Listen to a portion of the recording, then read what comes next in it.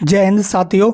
और जैसे कि आपको पता ही होगा, बिहार शिक्षक भर्ती परीक्षा जो कि अगस्त के लास्ट वीक में बीपीएससी की तरफ से कंडक्ट की जा रही है। इस बीपीएससी की शिक्षक भर्ती परीक्षा में बीएड वर्सेस बीटीसी केस ने एक नया मोड़ ले लिया है। और जो बीएड के अभ्यर्थियों ने प्राथमिक लेवल की शिक्षक भर्ती परीक्षा के लिए आवेदन किया है, वहाँ पर बीएड के अभ्यर्थी काफ़ी ज़्यादा परेशान है। वहीं बीपीएससी के चेयरमैन जी की तरफ से ट्वीट करके क्या जानकारी दी गई है इस संबंध में, आप वीडियो में एंड तक बने रहिएगा। आज की वीडियो आपके लिए बहुत ही ज़्यादा इंपॉर्टेंट होने वाली है। अगर आपने अभी तक चैनल को सब्सक्राइब नहीं किया है तो बीएड और डीएलएड से संबंधित पल पल की अपडेट के लिए चैनल को सब्सक्राइब करते हुए बेल आइकन को जरूर प्रेस कर लीजिए और इस वीडियो को अपने अदर फ्रेंड्स के साथ भी ज़्यादा से ज़्यादा शेयर कर दीजिए ताकि सभी भाई बहनों तक आज की जो लेटेस्ट अपडेट है वो पहुँच सके। ठीक है, तो सबसे पहले मैं यहाँ पर आपको दिखाता हूँ कि बीपीएससी के चेयरमैन जी की तरफ से ट्वीट करके क्या जानकारी दी गई है।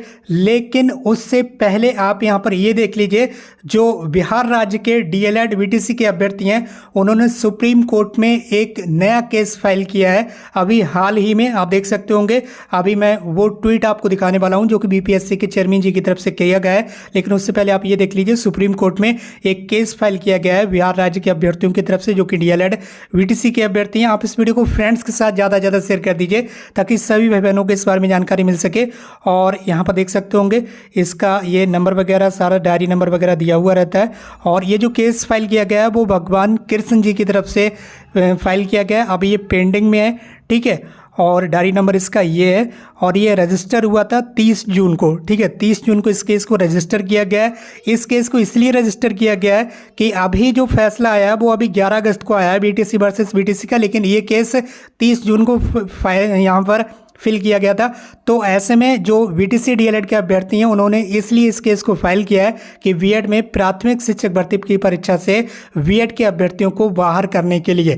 तो यहाँ पर आप देख सकते होंगे सुप्रीम कोर्ट का जजमेंट आ चुका है। अब ऐसे में इस केस की जो सुनवाई है जिसमें ये कहा गया है कि यहाँ पर जो बीएड के अभ्यर्थी हैं जिन्होंने प्राथमिक लेवल की शिक्षक भर्ती परीक्षा के लिए आवेदन किया है उन्हें बिहार की शिक्षक भर्ती परीक्षा में शामिल ना होने दिया जाए, ऐसा इनका कहना है। और ये केस फाइल किया गया है। आप देख सकते होंगे पिटिशनर्स में यहाँ पे डिटेल्स दी हुई है, भगवान कृष्ण। और यहाँ पर देख सकते होंगे इनका ये एड्रेस वगैरह पूरा दिया हुआ है। ठीक है, डिस्ट्रिक्ट बक्सर, बिहार राज्य के अभ्यर्थी हैं जिन्होंने इस केस को फाइल किया है बीएड के अभ्यर्थियों को बिहार की प्राथमिक शिक्षक भर्ती परीक्षा से बाहर करने के लिए। अब आप निश्चित रूप से सोच सकते हैं कि जब सुप्रीम कोर्ट का डिसीजन आ चुका है, ऑलरेडी डिसीजन आ चुका है, उसका जजमेंट पूरी तरह से आ चुका है, तो उसी जजमेंट को जब यहाँ पर दिखाया जाएगा और इस केस की जो नेक्स्ट हेयरिंग है वो भी यहाँ पर देख लीजिए, देखने के लिए मिल पा रहा होगा। यहाँ पर जो हेयरिंग डेट है वो अब 28 अगस्त रखी गई है। ठीक है, 28 अगस्त को इस केस की सुनवाई होगी। बीएड के अभ्यर्थियों को बिहार की शिक्षक भर्ती परीक्षा से बाहर करने के लिए इस केस को फाइल किया गया है। और जब 28 अगस्त को यहाँ पर हेयरिंग में सुप्रीम कोर्ट के उस जजमेंट को दिखाया जाएगा जो 11 अगस्त को आया, तो निश्चित रूप से आप समझ सकते हैं कि आपके साथ क्या होने वाला है। तो बीएड के जितने भी भाई बहन हैं वो वीडियो में एंड तक बने रहें और आप खुद से ये अंदाज़ा लगा सकते हैं कि इस केस में आखिर क्या होगा, क्योंकि ऑलरेडी डिसीजन आ चुका है सुप्रीम कोर्ट का और वो इस केस में भी जो डिसीजन देगी वो क्या रहेगा ये अब आपको बताने की आवश्यकता नहीं। और अभी कुछ देर पहले बीपीएससी के जो चेयरमैन हैं, ठीक है, बिहार पब्लिक सर्विस कमीशन के जो चेयरमैन अध्यक्ष जी हैं, उन्होंने अभी कुछ देर पहले ही सुबह 9:42 पर ट्वीट करके जानकारी दी है, holding TRE on the time and disqualification, teacher recruitment exam को होल्ड करना, उसे रोकना। और इसके अलावा डिसक्वालिफिकेशन, कुछ स्टूडेंट्स को डिसक्वालीफाई किया गया है, जैसे कि बीएड के अभ्यर्थियों को यहाँ पर डिसक्वालीफाई किया गया है प्राथमिक लेवल में।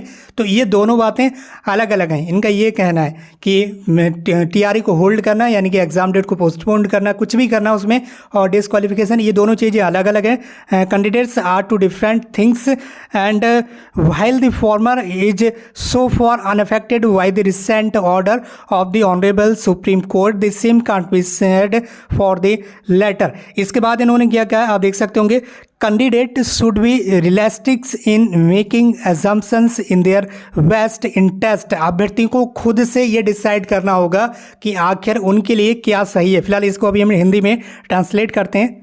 अभी इस ट्वीट को हमने हिंदी में ट्रांसलेट किया है क्योंकि ज़्यादातर भाई बहन हिंदी भाषा ही रहते हैं, तो हिंदी में इसे ज़्यादा अच्छे से समझा जा सकता है।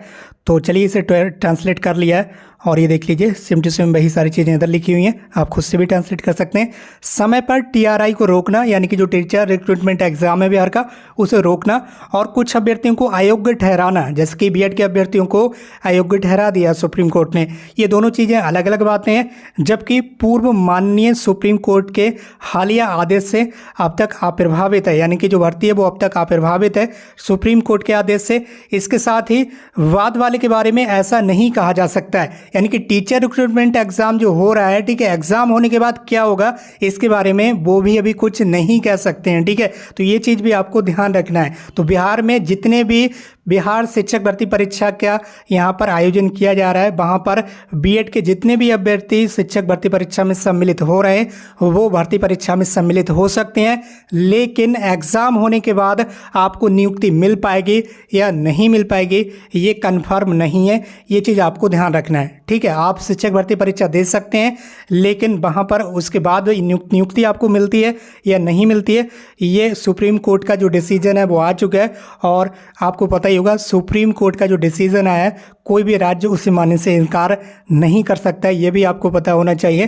फिलहाल यहाँ पर देख लीजिए, इनका और भी कहना है कि सर्वोत्तम हित में उम्मीदवारों को, यानी कि स्टूडेंट्स को अपने सर्वोत्तम हित में अनुमान लगाने में यथार्थवादी होना चाहिए, यानी कि स्टूडेंट्स को खुद से ये अनुमान लगाना होगा कि अब हमारे लिए क्या सही है। फिलहाल आप हमारे साथ दोस्तों इसी तरह से बने रहिएगा, और अब आप खुद से सोच सकते हैं कि जो बीपीएससी के चेयरमैन जी की तरफ से ट्वीट करके जानकारी दी जा रही है उसमें कुछ भी ये क्लियर नहीं किया गया है कि बीएड के अभ्यर्थियों को शिक्षक भर्ती परीक्षा में सम्मिलित होने के बाद उनको नियुक्ति पत्र मिल ही जाएगा, ठीक है। ऐसा भी कुछ भी क्लियर इन्होंने नहीं बताया है।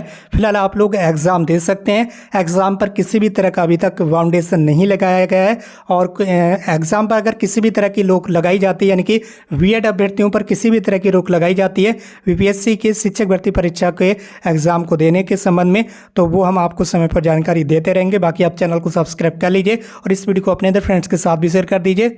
इसके साथ ही माननीय सुप्रीम कोर्ट की तरफ से बीएड और बीटीसी केस में जो भी डिसीजन आया है उस पर सभी अभ्यर्थियों को एकजुट होकर उसका स्वागत करना चाहिए, चाहे आप वीटेट के अभ्यर्थी हों या फिर बीटीसी के अभ्यर्थी हों।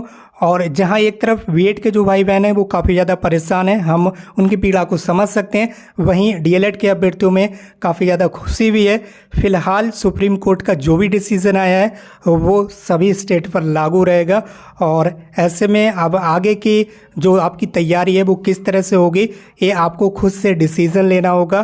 फिलहाल सुप्रीम कोर्ट का जो डिसीज़न है वो आ चुका है, और ऐसे में बीएड के अभ्यर्थियों पर एक बहुत बड़ा पहाड़ टूट चुका है।